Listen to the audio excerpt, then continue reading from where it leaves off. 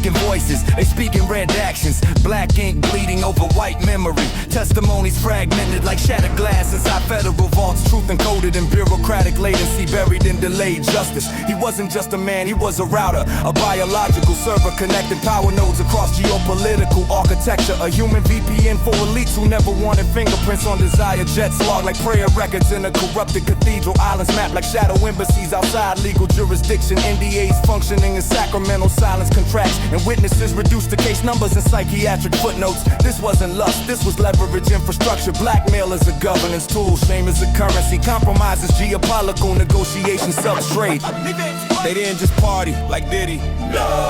They architected vulnerability pipelines. Each guessed a potential asset, each act a leverage vector, collecting compromise like governments collect nuclear stockpiles. Weaponizing pleasure in the silent obedience protocols. This ain't gossip, this is statecraft and velvet curtains. Intelligence agencies learned long ago. Control the vice, control the voice, control the vote. Epstein wasn't kingpin, he was middleman. A human API bridging finance, intelligence, royalty, and academia. A flesh server farm hosting secrets too volatile for written memos, where flesh replaced paper and trauma replaced ink. And when the system crashed, they pulled the plug, deleted logs, reset narratives, archived outrage until the public attention buffer overflowed into apathy.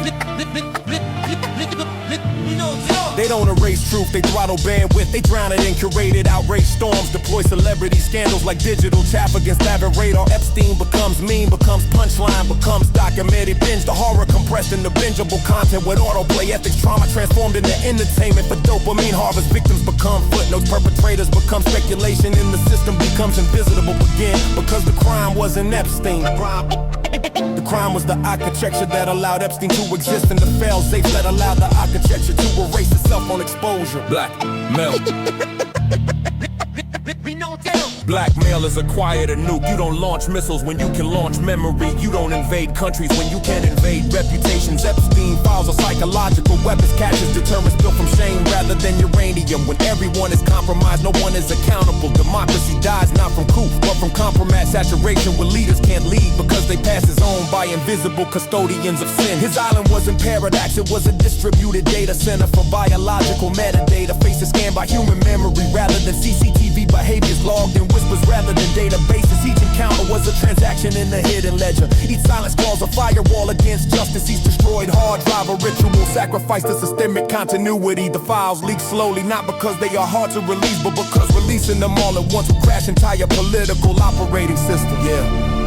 Imagine full disclosure, imagine no redactions. Imagine every name, every flight, every room, every signature. You wouldn't get riots, you get systemic cardiac arrest. Markets panic, governments implode, trust collapse like a corrupted blockchain fall. So they drip feed truth like morphine, just enough to acknowledge reality, not enough to destabilize power. Aperture to transparency is ration like wartime fuel. Epstein didn't invent elite corruption, he productized it, he industrialized vice into intelligence. Infrastructures converted private sin into public leverage. And when he died, the network didn't. The system rolled forward, patch vulnerabilities, replaced hardware, and can continue the protocol. Because in modern empires, people are expendable nodes, but blackmail architecture's a legacy system's too valuable to decommission. You think the files are about him?